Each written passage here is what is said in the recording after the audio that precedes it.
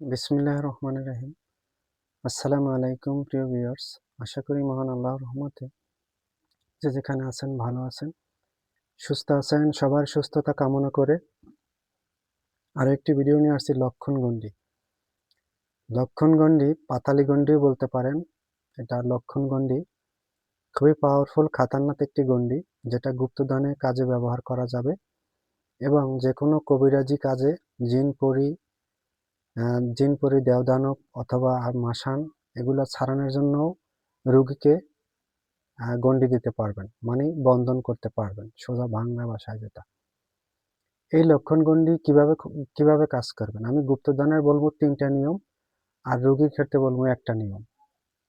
সবার কাছে অনুরোধ সম্পূর্ণ ভিডিও দেখবেন, আর এরকম ভিডিও পেতে যদি ভালো লাগে চ্যানেলটি সাবস্ক্রাইব করবেন।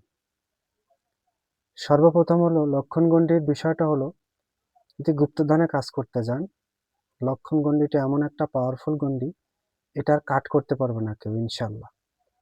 কিভাবে করবেন, একটি 2 আলের কাছি নিয়ে যাবেন। কাছিটার 2 সাইডে আল লাগবে।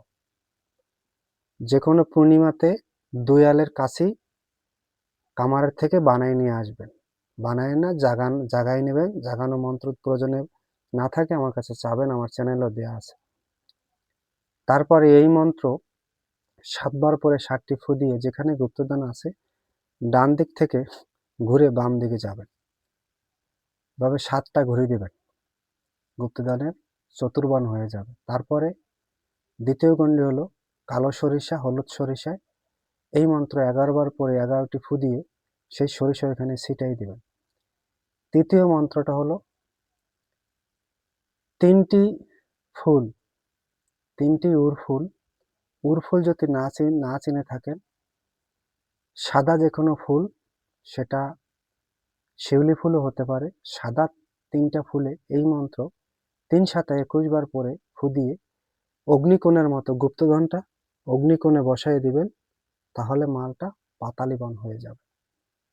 মন্ত্রটা দেখেন স্ক্রিনে, এটা হলো মন্ত্র। আমি নিয়মটা কিভাবে বলছি সবাই ভালো করে শুনে নেবেন এখান থেকে। আর মন্ত্র স্বয়ং সিদ্ধি মন্ত্র, আপনি দেখে দেখে পড়লে কাজ হবে। যদি আপনি দেখে দেখে পড়ে কাজ করতে পারেন ইনশাল্লাহ হবে। আর যদি আপনি মুখস্থ করেন শনি মঙ্গলবার দিয়ে বা অমাবস্যা পূর্ণিমায়, সেটা আপনার ব্যক্তিগত ব্যাপার। এই মন্ত্র রানিং মন্ত্র, স্বয়ং সিদ্ধি মন্ত্র, এটা নিয়ে আপনার কোনো টেনশন করার কিছু নেই, এটা কাজ করবে ইনশাল্লাহ। তবে অবশ্যই মাল যেখানে আছে, মালটা সঠিক নির্ধারণ করে যে এই স্থানে আছে, তারপরে গুপ্তধনের গণ্ডিটা বন্ধনগুলো দিবেন।